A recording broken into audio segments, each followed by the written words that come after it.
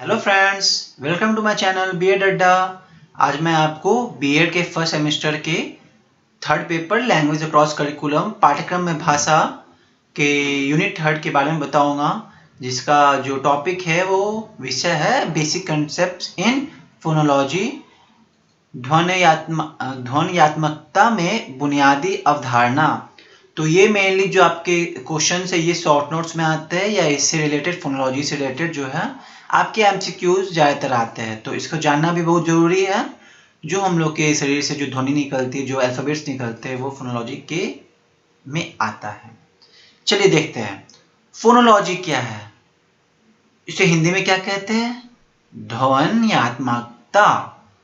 Phonology, जो phonology है ना, वो साउंड एक साउंड सिस्टम है, एक लैंग्वेज का, एक बोलचाल की जो हम लोग मनुष्य जो यूज करता है भाषा, उसका एक साउंड सिस्टम बना हुआ है। और इसमें फोन जो टर्म है ना, ये फोन एक टर्म है जिसका मतलब है कि एक साउंड निकलता है, साउंड बनता है इंसान के द्वारा, और उसे हम लोग क्या करते हैं, उसे भाषा में इस्तेमाल करते हैं। और जो इंटरनेशनल फोनेटिक अल्फाबेट्स जो होते हैं वो क्या एक प्रणाली है लिखने का, डिजाइन किया हुआ, जिसे हम दिखाते हैं अलग अलग साउंड जो है उसे कैसे अलग अलग भाषा में हम लोग दुनिया में इस्तेमाल करते हैं। तो ये इंटरनेशनल फोनेटिक अल्फाबेट्स हो गया। अब इसमें तीन टर्म्स आते हैं। एक है फोनीम, जिसे हम हिंदी में भी फोनीम कहते हैं।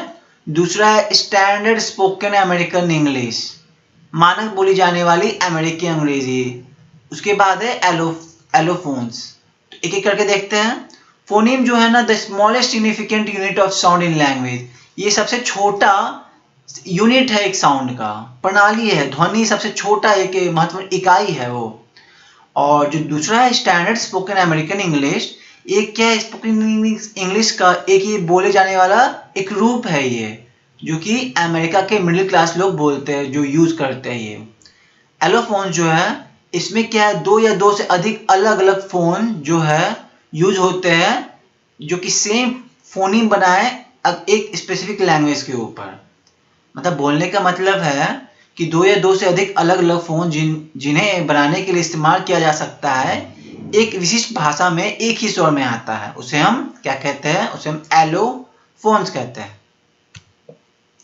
आगे है फोनोलॉजी क्या ना, एक नेटवर्क है बना हुआ, और उसका जो नेटवर्क में है ना, उसका एक गठन, उसका जो संबंध है वो उसके स्पीच से, जो भाषा जो बोलते हैं ना, उससे जो स्पीच के जो साउंड निकलते हैं, बनते हैं, जो वो एक एसेंशियल कंपोनेंट्स है भाषा का।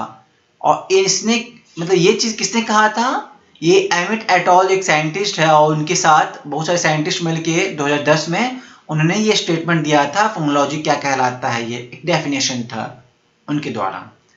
फोनोलॉजी क्या है? फोनोलॉजी की स्पीच में एक महत्व काम करता है फोनीम पढ़ने के लिए हम लोग।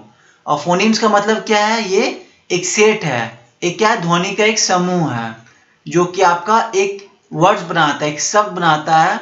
और वो एक बेसिक है स्पीच का, जो है ना, एक बहुत क्या बोलते हैं, बेस जो है, बेस आधार बनाता है। ठीक है। आगे है जो कंसेप्ट है फोनोलॉजी का, वो काफी महत्वपूर्ण है समझने के लिए। कोई भी एक लैंग्वेज का जो सिस्टम होता है उसको समझने के लिए फोनोलॉजी का कंसेप्ट काफी इंपॉर्टेंट है। तो इसका हम लोग फ्लोचार्ट देखते हैं, कंपोनेंट जो है फोनोलॉजी का, और उसका इंटर रिलेशनशिप, आपस में क्या इंटर रिलेशनशिप है एक दूसरे से, वो हम लोग इस डायग्राम के माध्यम से समझेंगे। तो ये हो गया आपका फोनोलॉजी सेंट्रल पार्ट जो है। इससे क्या होता है, एक वर्ड स्ट्रेस होता है। वर्ड स्ट्रेस, आप कोई वर्ड देते हैं तो जो बोलते हैं हम लोग, उससे क्या होना, उस वर्ड पे एक स्ट्रेस जाता है, तो इसका कंपोनेंट हुआ। और हम लोग उसी चीज से जो बोलते हैं वो एक साउंड एक प्रोड्यूस करता है, साउंड, जिसे हम लोग फोनीम्स के भी कहते हैं, साउंड प्रोड्यूस हो गया। अब ये साउंड फोनीम से ना, एक सेंटेंस से, ऐसा तो नहीं है साउंड अपने आप जो बस बोले कि वो उसका कुछ महत्व होगा ना, उसका कोई सेंटेंस हो, हम कुछ बोल रहे हैं, ऐसा नहीं बोलेगा या कुछ समझ में आ नहीं रहा है। हम लोग पढ़े लिखे हैं, तो एक लैंग्वेज होता है हम लोग जिससे इस्तेमाल करके एक दूसरे से कम्युनिकेट करते हैं। तो ये जो साउंड एक सेंटेंस स्ट्रेस के साथ एक आपस में एक रिलेशनशिप बनाता है, और ये सेंटेंस स्ट्रेस जो है फोनोलॉजी से रिलेटेड है। देन ये फोनोलॉजी इंटोनेशन से रिलेटेड है, इंटोनेशन स्ट्रेस से रिलेटेड है, और ये आपस में एक दूसरे का रिदम है, इंटोनेशन के साथ है, फिर से फोनोलॉजी के साथ है। और ये रिदम का अपना एक कनेक्टेड स्पीच के साथ एक रिदम है। अब ऐसा नहीं कि रिदम में चल रहा है, हम अचानक से अब मान लो तबला बजा रहे हैं, एक म्यूजिकल इंस्ट्रूमेंट है, वो रिदम में चल रहा है तो अच्छा लगता है, अगर वो रिदम में नहीं चलेगा तो बेसुरा लगेगा। तो वैसे ही जो फोनोलॉजी है ये आपके ये इतने सारे कंपोनेंट्स इसके हैं और ये एक दूसरे से सब इंटरलिंक है, ठीक है। ये फ्लो चार्ट से आप अच्छे से समझ सकते हैं, और अगर आप एग्जाम में अगर फोनोलॉजी का ये फ्लो चार्ट कंपोनेंट दिखाते हैं तो आपको अच्छा मार्क्स मिलेगा, क्योंकि diagram is a important part of answer writing और mainly for the concept understanding. Thank you.